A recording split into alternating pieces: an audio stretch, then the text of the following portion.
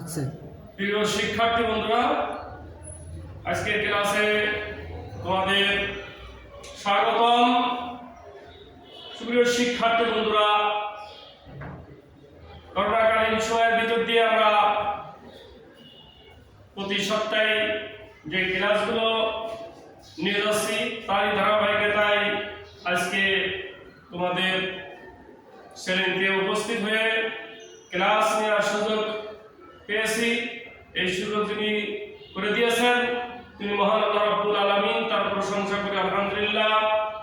সুপ্রিয় শিক্ষার্থী বন্ধুরা, আজকের ক্লাসে আমি আবু সাইদ, সহকারী শিক্ষক, Gopalpur school and college, Monirampur, Jessore.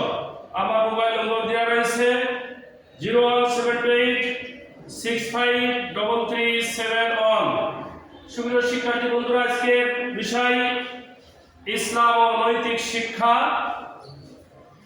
পাঠ 6, অধ্যায় 4, আখলাক। সুপ্রিয় শিক্ষার্থী বন্ধুরা, তোমরা একটু লক্ষ্য করো এই ছবিটির দিকে। এই ছবিটির দিকে লক্ষ্য করলেই বোঝা যাবে যে আজকের পাঠের বিষয়বস্তু কি। সুপ্রিয় শিক্ষার্থী বন্ধুরা, দেখো কয়েকজন লোক রয়েছে এখানে, ইট কারো মাথায় রয়েছে, পাশে ইট রয়েছে। এগুলো দিয়ে তোমরা কি বুঝতে পারছো? ছবিটির দিকে লক্ষ্য করলে সেটা তোমরা অবশ্যই সহজে বের করতে পারবে। এছাড়া আরো একটু দেখো, এখানে যে ছবি তোমরা দেখছো যে কিছু লোক ধানের খেতে ধান কাটছে, ধান কাটার আয়োজন করছে। এইগুলো কিসের আলামত বলে বোঝা যায়? পাঠ আজকে এখান থেকে বের হয়ে আসবে, চিন্তা করলে তোমরা পারবে। সুপ্রিয় শিক্ষার্থী বন্ধুরা, ইতিমধ্যে আমরা তাহলে পেয়ে গেছি আজকের পাঠের বিষয়বস্তু কি, পাঠ শিরোনাম কি, শ্রমের মর্যাদা। আরবিতে ব্র্যাকেট রয়েছে শারাফুল আমালে, শারাফের মর্যাদা, আমল কাজ। শ্রমের মর্যাদা, কাজের যে মর্যাদা, আমরা আজকে পাঠ পেলাম শ্রমের মর্যাদা। সুপ্রিয় শিক্ষার্থী বন্ধুরা, তাহলে আজকে এই পাঠ থেকে যে শিক্ষণফল বের হয়ে আসবে সেগুলো দেখে নাও। এই পাঠ শেষে শিক্ষার্থী বন্ধুরা তোমরা দেখো কি পাওয়া যাবে পারে। শ্রমের সংজ্ঞা বলতে পারবে, শ্রমের গুরুত্ব ব্যাখ্যা করতে পারবে, শ্রমের মর্যাদা বর্ণনা করতে পারবে। সুপ্রিয় শিক্ষার্থী বন্ধুরা, এরপর আমরা আসি তাহলে শ্রমের পরিচয়, শ্রম কি, কাকে বলে, এ বিষয়ে। সুপ্রিয় শিক্ষার্থী বন্ধুরা, এখানে একটি ছবি দেখছো, কিছু লোক তারা কাজ করছে। তো এখানে সংজ্ঞাটা দেখে নাও কি রয়েছে, ভালো করে খেয়াল করো। শ্রমের পরিচয় এখানে রয়েছে মানুষ জীবন ধারণের জন্য যেসব কাজ করে তাকে শ্রম বলে। মানুষ তার জীবন জীবিকা নির্বাহের জন্য যা কাজ করে বা যে কাজ করে সেটাই হলো শ্রম। এছাড়া আরো রয়েছে, সুপ্রিয় শিক্ষার্থী বন্ধুরা একটু লক্ষ্য করো, এখানে কাজের কাজ ছবি রয়েছে, সেখানে মানুষ কাজ করছে, কিছু মহিলারা। তো এর সংজ্ঞা এখানে রয়েছে মানুষ তার নিজের বেঁচে থাকা, অপরের কল্যাণের এবং সৃষ্টির জীবের উপকারের জন্য যে কাজ করে তাই শ্রম। এখানে আরেকটু সংজ্ঞা বড় করে বলা হয়েছে, এটা শুধু নিজের জীবন জীবিকার জন্য নয়, নিজের সাথে সাথে অপরের কল্যাণ, অপরের শুধু নয়, এখানে সৃষ্টিজীবের অন্যান্য সৃষ্টিজীব যা রয়েছে তাদের উপকারে আসে যে কাজ করলে সেটাই শ্রম। সুপ্রিয় শিক্ষার্থী বন্ধুরা, এরপরে শ্রমের মর্যাদা সম্পর্কে একটু লক্ষ্য করো। শ্রম, ইসলামের শ্রমের মর্যাদা সম্পর্কে কি বলেছে সে বিষয়গুলো এই আলোচনার ভিতরে বেরিয়ে আসবে। মানুষের উন্নতির চাবিকাঠি হলো শ্রম। যে জাতি বেশি পরিশ্রমী সে জাতি ততই উন্নত। ইসলাম শ্রম করতে শেখায়, কাজ করতে শেখায়, অলস জীবনযাপন করতে শেখায় না। এই জন্য মানুষের উন্নতির চাবিকাঠি শ্রম। সুপ্রিয় শিক্ষার্থী বন্ধুরা, আর একটু লক্ষ্য করো, ছবি মাধ্যমে অনেকগুলো এখানে বিষয় রয়েছে, যেগুলো ছবির সাথে সাথে বিষয়টা স্পষ্ট হয়ে আসবে যে এগুলো কি বুঝাচ্ছে। এখানে তার একটি জাতি, কিছু লোক তারা শ্রম দিচ্ছে, শ্রমের পাশাপাশি তারা অনেক উন্নত পরিবেশ তারা সৃষ্টি করতেছে, অনেক কলকারখানা, বিল্ডিং, অবকাঠামো, দেশের সমাজের নিজের উন্নতির জন্য বেশি পরিশ্রমী হতে হবে। সেই জন্য বলা হয়েছে যে জাতি যত বেশি পরিশ্রমী সে জাতি তত বেশি উন্নত। সুপ্রিয় শিক্ষার্থী বন্ধুরা, এছাড়া আরো রয়েছে শ্রমের মর্যাদা সম্পর্কে ইসলাম কি নির্দেশ দিয়েছে কোরআন এবং হাদিসের আলোকে। শ্রমের ব্যাপারে আল্লাহ তাআলা বলেছেন কোরআনে কারিমে, ফাইযা কুদিয়াতিস সালাতু ফান্তাশিরু ফিল আরদি ওয়াবতাগু মিন ফাদলিল্লাহ, যার অর্থ অতঃপর যখন নামাজ শেষ হবে তখন তোমরা জমিনে ঢুকে ছড়িয়ে পড়বে এবং আল্লাহর অনুগ্রহ তথা রিজিক অন্বেষণ করবে। সূরা আল-জুমা আয়াত 10। এখানে আল্লাহ তাআলা স্বয়ং কোরআনেই নির্দেশ দিচ্ছে, যখন তোমরা নামাজের কাজ সম্পন্ন করবে, নামাজ শেষ করবে, সালাত আদায় শেষ হয়ে যাবে, তখন তোমরা জমিনে ঢুকে ছড়িয়ে পড়ো। কি জন্য? কাজ অন্বেষণ করো, কাজ খোঁজো। কাজ করতে হয় রিজিকের জন্য, খাবারের জন্য, খাদ্য সংগ্রহের জন্য তোমরা জমিনে ছড়িয়ে পড়ো।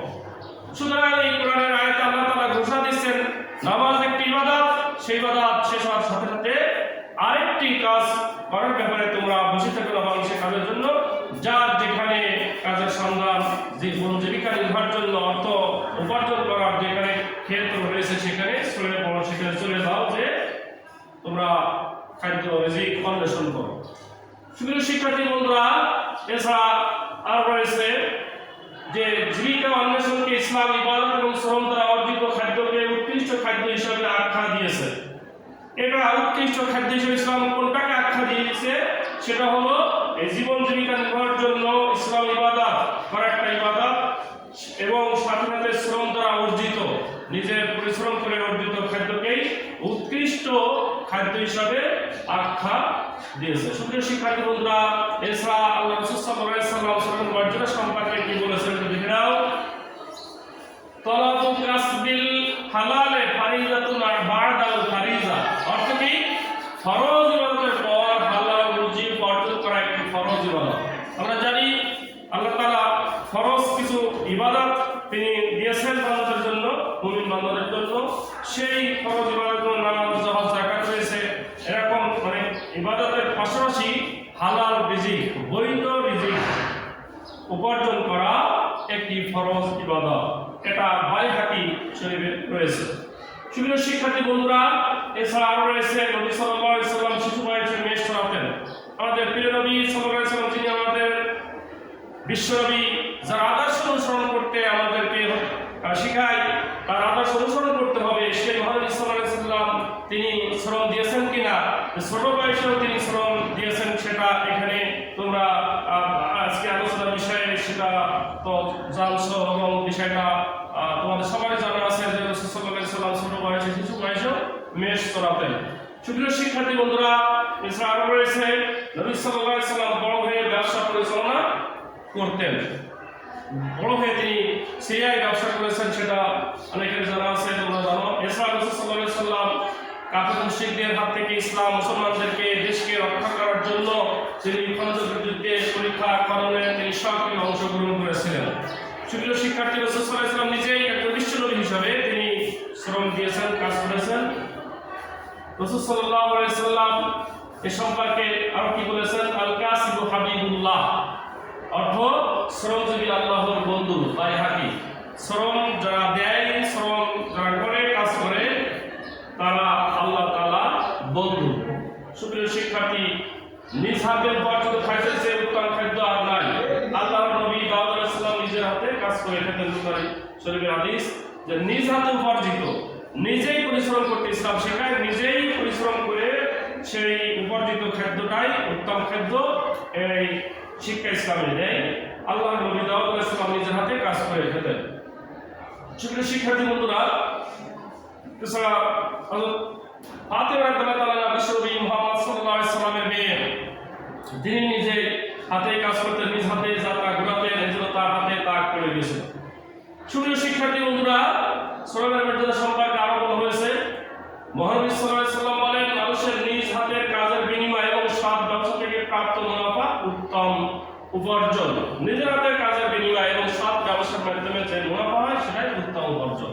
ইসলাম কাজ করতে শেখায়, ইসলাম বসে থাকতে নিষেধ করে। নিজের কাজ নিজে করো, এটা বেশি উত্তম, সেটা বেশি ভালো। সুপ্রিয় শিক্ষার্থী বন্ধুরা, আরো বিষয়টা রয়েছে। মহানবী সাল্লাল্লাহু আলাইহি ওয়াসাল্লাম বলেন, মজুরের শরীরের ঘাম শুকানোর আগেই তার ন্যায্য মজুরি আদায় করে দিবে। বাইহাকী শরীফের হাদিস।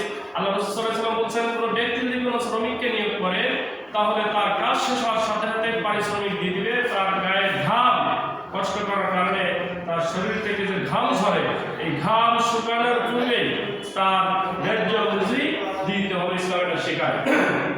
সুপ্রিয় শিক্ষার্থী বন্ধুরা, আমরা আল্লাহ তাআলা আমাদেরকে সৃষ্টি করেছেন বড় নিয়ামত। একজন মানুষের তার শরীর অঙ্গ প্রত্যঙ্গ, একটা মানুষকে কাজ করতে হলে কাজের কিছু বিষয় রয়েছে। বিভিন্ন ক্ষেত্রে খামারে কাজ করতে গেলে অনেক কিছু উপাদান রয়েছে, সেই উপাদানগুলো রয়েছে।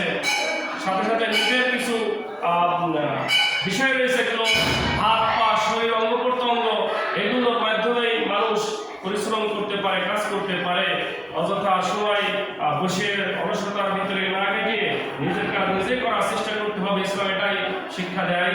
ইসলাম কাজ করতে উদ্বুদ্ধ করে, কারণ এটা আল্লাহর বন্ধু, আল্লাহ প্রিয়, এবং এটার মাধ্যমেই হালাল রিজি তথা বিষয়টা নিজের হাতে উপার্জিত খাদ্যকে বেশি উত্তম বলা হয়েছে। সুপ্রিয় শিক্ষার্থী বন্ধুরা, আজকের আলোচনা যে বিষয়টা হচ্ছে, ভিতরে কিছু কাজ তোমাদেরকে দিচ্ছি, তোমরা একটু বসে খাতাগুলো বের করে তোমরা কিছু কাজ করো, দলীয় কাজ।